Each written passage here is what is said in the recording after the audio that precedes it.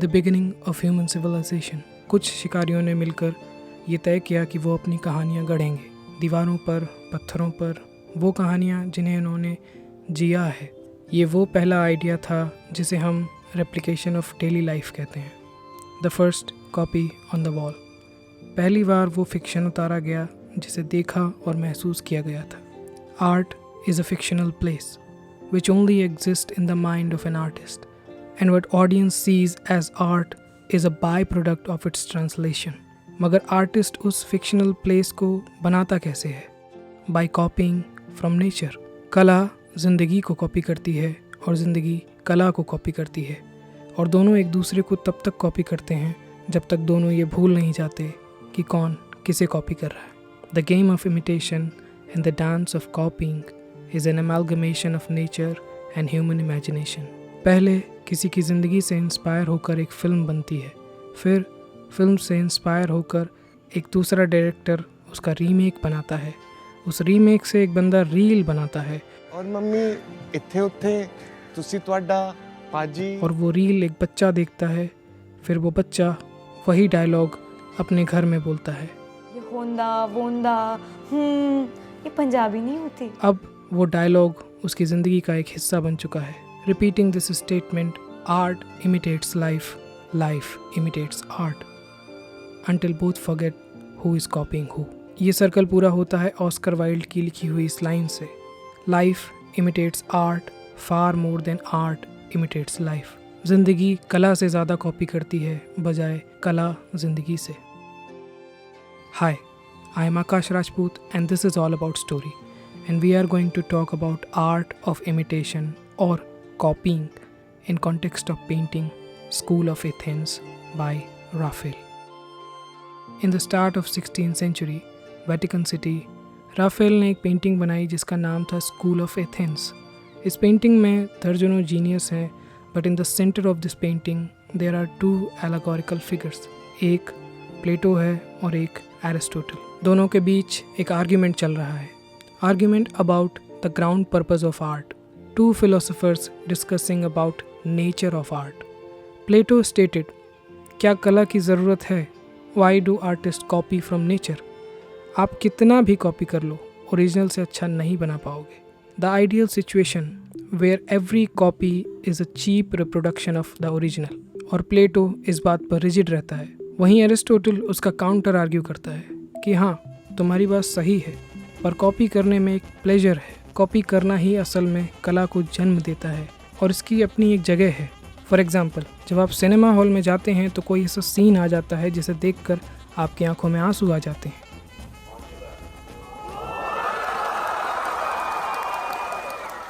तब वो घटना असल में आपके साथ नहीं हुई होती है, पर फिर भी आप उसे महसूस कर पाते हैं। एरिस्टोटल अपनी ही कही हुई बात को थोड़ा और करेक्ट करते हुए बोलता है that there is a safe distance between art and observer. आप नहीं चाहेंगे कि फिल्म में आपके फेवरेट कैरेक्टर को अगर चाकू लगा है तो वो आपको भी लग जाए। आप नहीं चाहेंगे कि वो ट्रेजेडी असल में आपके साथ हो। And that's why the art is fictional place. Art is only accessible from a safe distance. Actors film में जब किसी गरीब इंसान का रोल प्ले करते हैं तब वो असल में गरीब नहीं हो जाते, वो अभिनय कर रहे हैं। असल में गरीब होना और गरीबी का अभिनय करना, दोनों में ज़मीन आसमान का फ़र्क है, क्योंकि अभिनय करने के बाद वापस वो अपनी उसी ज़िंदगी में लौट जाएंगे जिससे वो आते हैं। कितने लोग हैं जो विंसेंट वैन गॉग की लाइफ से इंस्पायर होते हैं? हज़ारों आर्टिस्ट होंगे, पर कितने हैं जो असल में उसकी ज़िंदगी जीने की हिम्मत रखते हैं? प्लेटो यही कहता है कि आइडियल चीज़ एब्सोल्यूट है, तुम बस उसकी एक नकल बना पाओगे, असल चीज़ तो तुम उसके करीब भी नहीं पहुंच पाओगे। यहीं काउंटर में एरिस्टोटल की बात भी ठीक लगती है। जो भावनाएं हमारे अंदर दबी रह जाती हैं वो हम कला के ज़रिए जीते हैं, क्योंकि वो हमें रेजोनेट करती हैं और तब हमें कैथार्सिस महसूस होता है।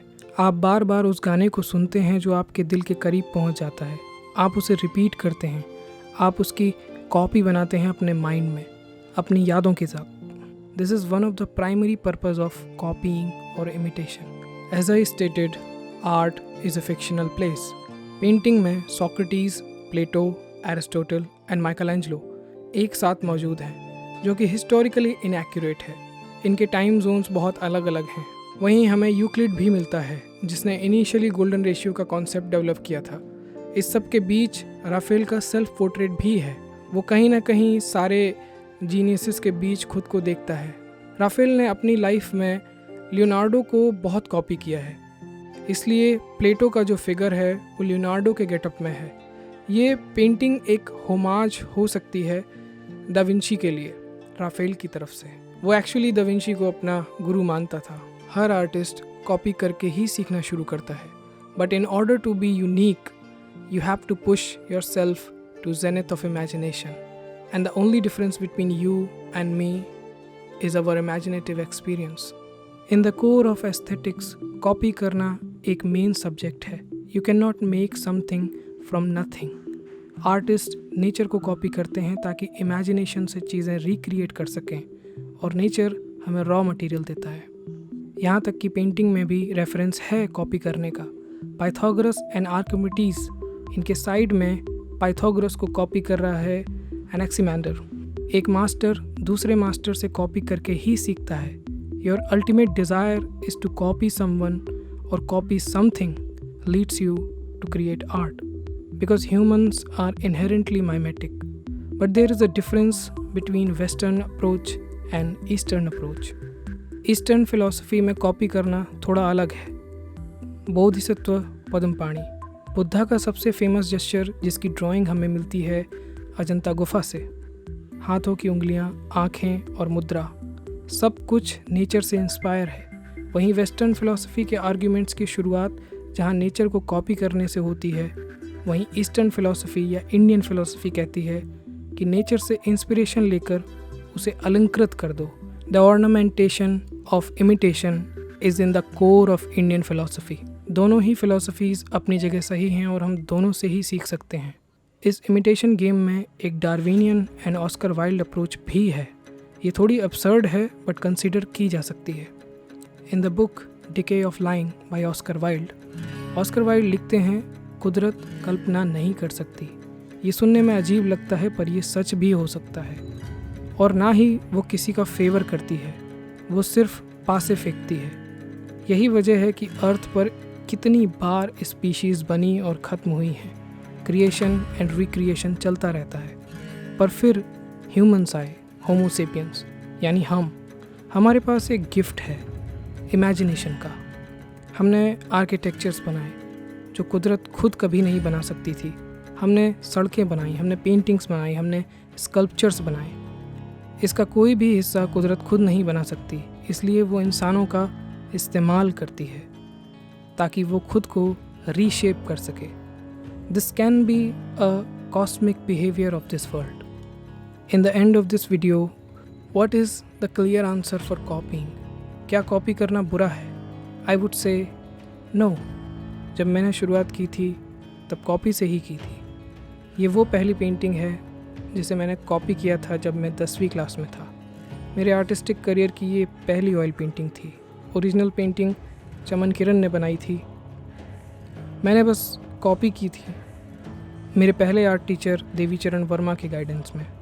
और तब मुझे नहीं पता था कि मैं कितना आगे जाऊंगा।